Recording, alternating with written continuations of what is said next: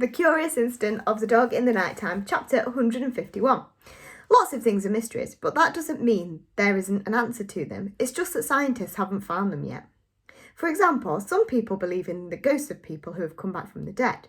And Uncle Terry said that he saw a ghost in a shoe shop in a shopping centre in Northampton because he was going down into the basement when he saw someone dressed in grey walk to the bottom of the stairs. But when he got to the bottom of the stairs, the basement was empty and there were no doors. When he told the lady on the till upstairs, they said it was called Tuck, and he was the ghost of a Franciscan friar who used to live in the monastery, which was on the same site hundreds of years ago, which was why the shopping centre was called Greyfriars Shopping Centre. And they were used to him and not frightened at all. Eventually, scientists will discover something that explains ghosts, just like they discovered electricity, which explains lightning. And it might be something about people's brains, or something about the Earth's magnetic field, or it might be some new force altogether. And then ghosts won't be mysteries. They will be like electricity and rainbows and non-stick frying pans. But sometimes a mystery isn't a mystery, and this is an example of a mystery which isn't a mystery. We have a pond at the school with frogs in, which are there so we can learn how to treat animals with kindness and respect, because some of the children at school are horrible to animals and think it's funny to crush worms or throw stones at cats. And some years there are lots of frogs in the pond, and some years there are very few. And if you drew a graph of how many frogs there were in the pond, it would look like this. The top graph. But this graph is what's called hypothetical, which means that the numbers aren't the real numbers, it's just an illustration. And if you looked at the graph, you might think that there was a really cold winter in 1987 and 1988 and 1989 and 1997, or that there was a heron which came and ate lots of the frogs. Sometimes there is a heron who comes and tries to eat the frogs, but there is chicken wire over the pond to stop it. And sometimes it is nothing to do with cold winters or cats or herons, sometimes it's just maths. Here is a formula for the population of animals. N new equals lambda, open bracket, n old, close bracket, open bracket, 1 minus n old, closed bracket. And in this formula, n stands for the population density. When n equals 1, the population is the biggest it can get, and when n equals 0, the population is extinct.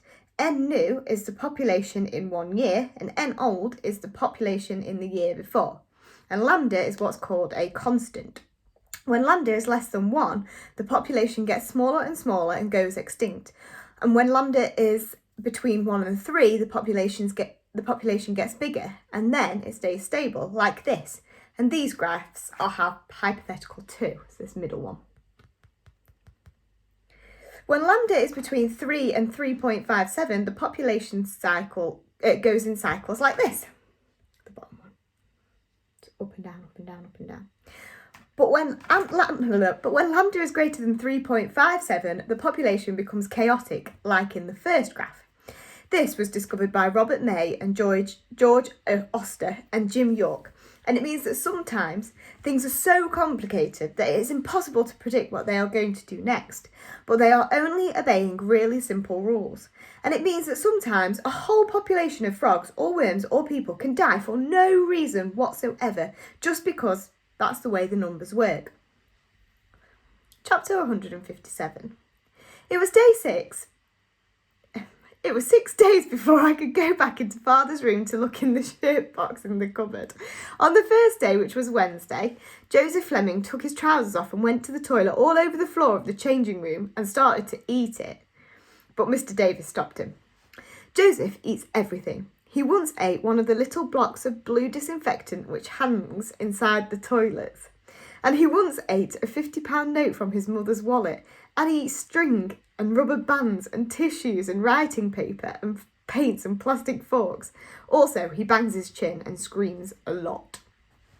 Tyrone says that there was a horse and a pig in the poo, so I said he was being stupid, but Siobhan said he wasn't. They were small plastic animals from the library that the staff used to make people tell stories, and Joseph had eaten them. So I said I wasn't going to go into the toilets because there was poo on the floor. and it made me feel uncomfortable to think about it. Even though Mr. Ennison had come in and cleaned it up, and I wet my trousers and I had to put on some spare ones from the spare clothes locker in Mrs. Gascoigne's room, so Siobhan said I could use the staff room toilets for 2 days, but only 2 days, and then I would have to use the children's toilets again. And we made this deal. On the 2nd, 3rd and 4th days, which were Thursday, Friday and Saturday, nothing interesting happened. On the 5th day, which was a Sunday, it rained very hard. I like it when it rains hard. It sounds like white noise everywhere, which is like silence, but not empty. I went upstairs and sat in my room and watched the water falling in the street. It was falling so hard that it looked like white sparks, and this is a simile too, not a metaphor. And there was no one around because everyone was staying indoors, and it made me think how all the water was connected, and this water had evaporated from the ocean somewhere in the middle of the Gulf of Mexico or Baffin Bay, and now it was falling in front of the house, and it would drain away into the gutters and flow to a sewage station where it would be cleaned, and then it would go into a river and go back into the ocean again. And in the evening on Monday, Father got a phone call from a lady whose cellar had flooded, and he had to go out and fix it in an emergency. But if there is only one emergency, Rodri goes and fixes it because his wife and children went to live in Somerset, which means he doesn't have anything to do in the evenings except playing snooker and drinking and watching the television. And he needs to do overtime to earn money to send to his wife to help her look after the children. And Father has me to look after. But this evening, there were 2 emergencies, so Father told me to behave and to ring him on his mobile phone if there was a problem. And then he went out in the van. So I went into his bedroom and opened up the cupboard and lifted the toolbox off the top of the shirt box and opened the shirt box. I counted the letters. There were 43 of them. They were all addressed to me in the same handwriting. I took one out and opened it. Inside was this letter. 3rd of May, 451C, Chapter Road, London, NW2 5NG, 0208 887 8907. Dear Christopher, we have a new fridge and cooker at last. Roger and I drove to the tip at the weekend to throw the old ones away. It's where people throw everything away. There are huge bins for 3 different colours of bottles and cardboard and engine oil and garden waste and household waste and larger items. That's where we put the old fridge and cooker. Then we went to the second-hand shop and bought a new cooker and a new fridge. Now the house feels a little bit more like home. I was looking through some old photos last night, which made me sad. Then I found a photo of you playing with the train set we bought you a couple of Christmases ago. And that made me happy, because it was one of the really good times we had together. Do you remember how you played with it all day and you refused to go to bed at night because you were still playing with it? And do you remember how we told you about train timetables? And you made a train timetable and you had a clock and you made the trains run on time. And there was a little wooden station too. And we showed you how people wanted to go on the train, went to the station and bought a ticket and then got onto the train. And then we got out a map and we showed you the little lines which were the train lines connecting all the stations. And you played with it for weeks and weeks and weeks. And we bought you more trains and you knew where they were all going. I liked remembering that a lot. I have to go now. It's 3:30 in the afternoon. I know you always like to know exactly what time it is. And I have to go to the Co-op and buy some ham to make Roger's tea with. I'll put this letter in the postbox on the way to the shop. Love, your mum. Then I opened another letter. This was the letter that was inside. Flat 1, 312, Lasan Road, London, N8 5BV, 0208 756 4321. Dear Christopher, I said that I wanted to explain to you why I went away when I had the time to do it properly. Now I have lots of time, so I'm sitting on the sofa here with this letter and the radio on, and I'm going to try and explain. I was not a very good mother, Christopher. Maybe if things had been different, maybe if you'd been different, I might have been better at it. But that's just the way things turned out. I'm not like your father. Your father is a much more patient person. He just gets on with things, and if things upset him, he doesn't let it show. But that's not the way I am, and there's nothing I can do to change that. Do you remember once when we were shopping in town together, and we went into Bentor's, and it was really crowded, and we had to get a Christmas present for Grandma, and you were frightened because of all the people in the shop? It was the middle of Christmas shopping when everyone was in town, and I was talking to Mr. Land, who works on the kitchen floor and went to school with me, and you crouched down on the floor and put your hands over your ears, and you were in the way of everyone. So I got cross because I don't like shopping at Christmas either, and I told you to behave, and I tried to pick you up and move you, but you shouted and you knocked those mixers off the shelves and there was a big crash, and everyone turned around to see what was going on. And Mr. Land was really nice about it, but there were boxes and bits of broken bowl on the floor, and everyone was staring, and I saw that you had wet yourself, and I was so cross, and I wanted to take you out of the shop, but you wouldn't let me touch you, and you just lay on the floor and screamed and banged your hands and feet on the floor. And the manager came and asked what the problem was, and I was at the end of my tether, and I had to pay for 2 broken mixers, and we just had to wait until you'd stop screaming, and then I had to walk you all the way home, which took hours, because I knew you wouldn't go on the bus again. And I remember that night, I just cried and cried and cried. And your father was really nice about it at first, and he made you supper and he put you to bed and he said these things happen and it would be okay. But I said I just couldn't take it anymore. And eventually he got really cross and he told me I was being stupid and said I should pull myself together, and I hit him, which was wrong. But I was so upset. We had a lot of arguments like that because I often thought I couldn't take anymore. And your father is really patient, but I'm not. I got cross, even though I don't mean to. By the end, we stopped talking to each other very much because we knew it would always end up in an argument and it would go nowhere. And I was feeling really lonely. And that was when I started spending lots of time with Roger. I mean, obviously, we'd always spent lots of time with Roger and Eileen, but I started seeing Roger on his own because I could talk to him. He was the only person I could really talk to. And when I was with him, I didn't feel lonely anymore. And I know you might not understand any of this, but I wanted to try and explain so that you knew. And even if you don't understand now, you can keep this letter and read it later, and maybe you might understand then. And Roger told me that he and Eileen weren't in love with each other anymore and that they hadn't been in love with one another for a very long time, which meant that he was feeling lonely too. So we had a lot in common, and then we realised that we were in love with one another, and he suggested that I should leave your father and we should move into a house together, but I said that I couldn't leave you. And he was sad about that, but he understood that you were really important to me. And then you and me had that argument. Do you remember? It was about your supper one evening.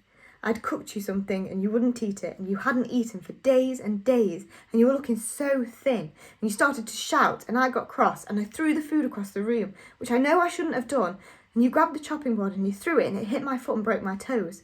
Then of course we had to go to hospital, and I had that plaster put on my foot. And afterwards, at home, your father and I had a huge argument. He blamed me for getting cross with you, and he said that I should just give you what you wanted, even if it was just a plate of lettuce or a strawberry milkshake. And I said that I was trying to get you to eat something healthy, and he said you couldn't help it. And I said, well, I couldn't help it either, and I just lost my rag. And he said that if he could keep his temper, then I should keep my temper. And it went on and on like this. And I couldn't walk properly for a month. Do you remember?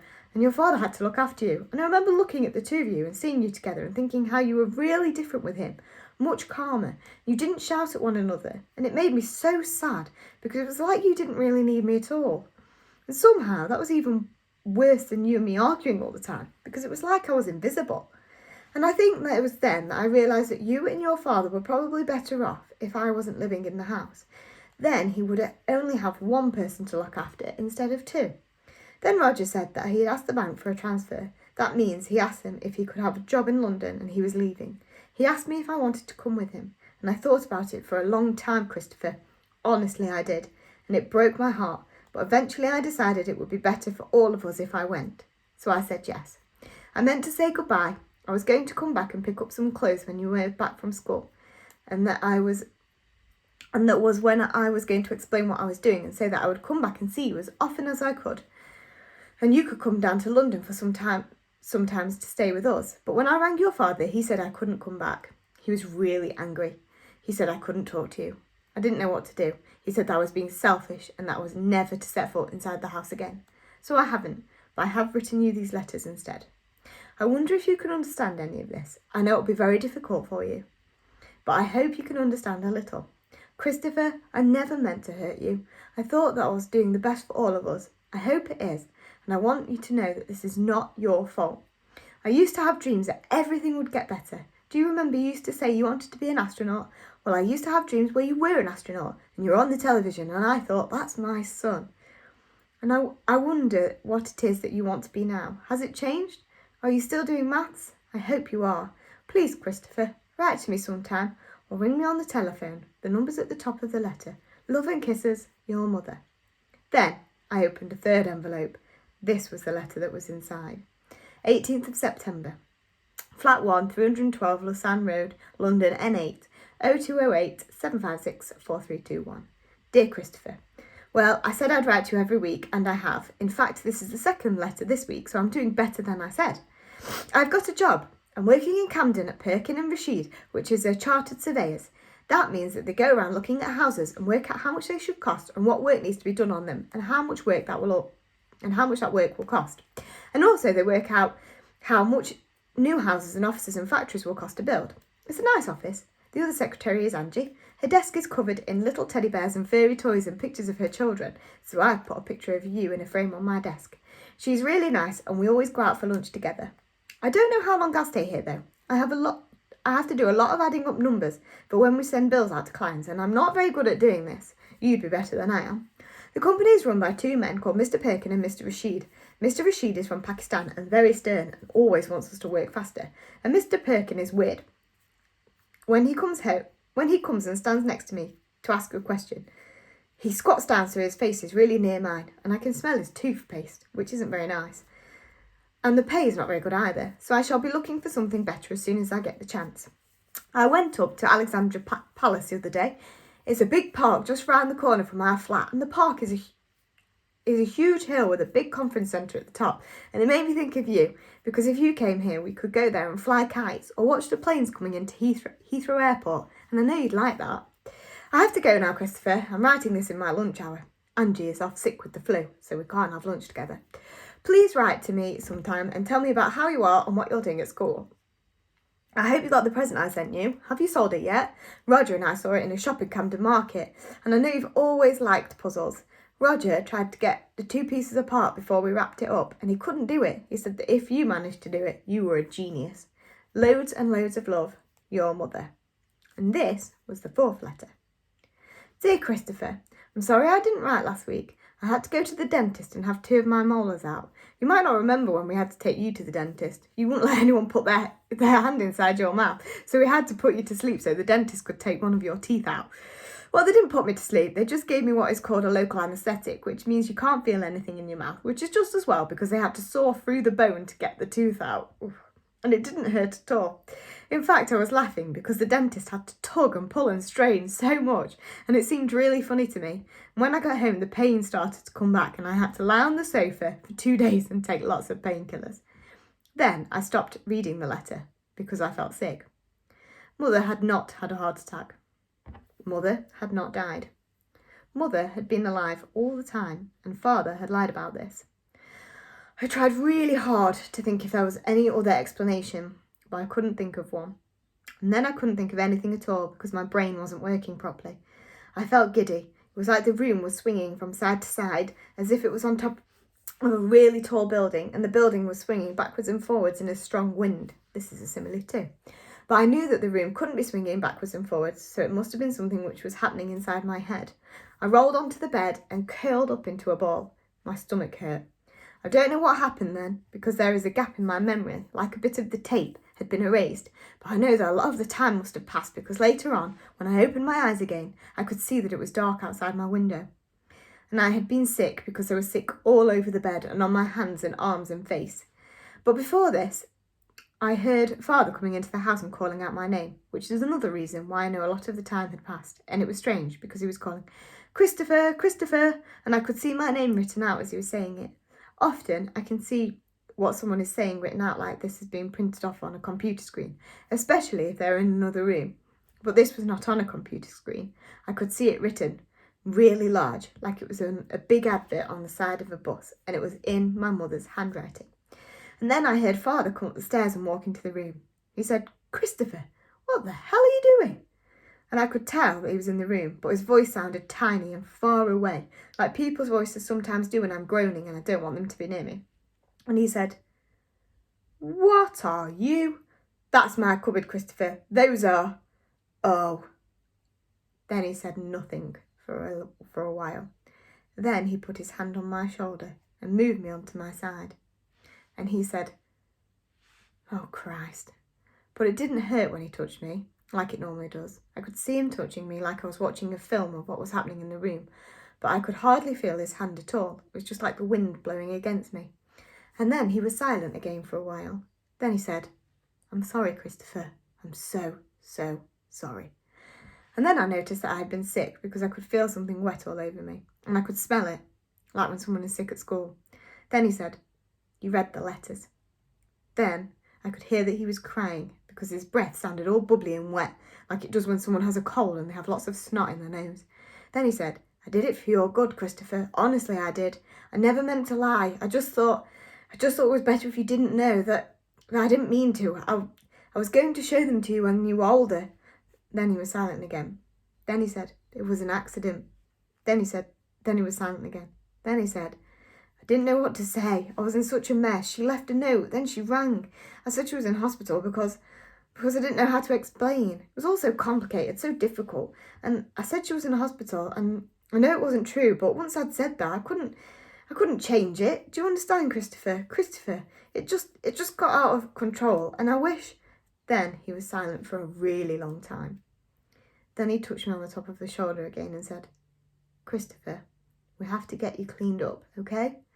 He shook my shoulder a little bit, but I didn't move. And he said, Christopher, I'm going to go to the bathroom and I'm going to run you a hot bath. Then I'm going to come back and take you to the bathroom, okay? Then I can put the sheets into the washing machine. Then I heard him get up and go to the bathroom and turn the taps on. I listened to the water running in the bath. He didn't come back for a while. Then he came back and touched my shoulder again and said, let's do this really gently, Christopher. Let's sit you up and get your clothes off and get you into the bath, okay? I'm going to have to touch you, but it's going to be all right. Then he lifted me up and made me sit on the side of the bed. He took off my jumper and my shirt off and put them on the bed. Then he made me stand and walk through to the bathroom. And I didn't scream, and I didn't fight, and I didn't hit him.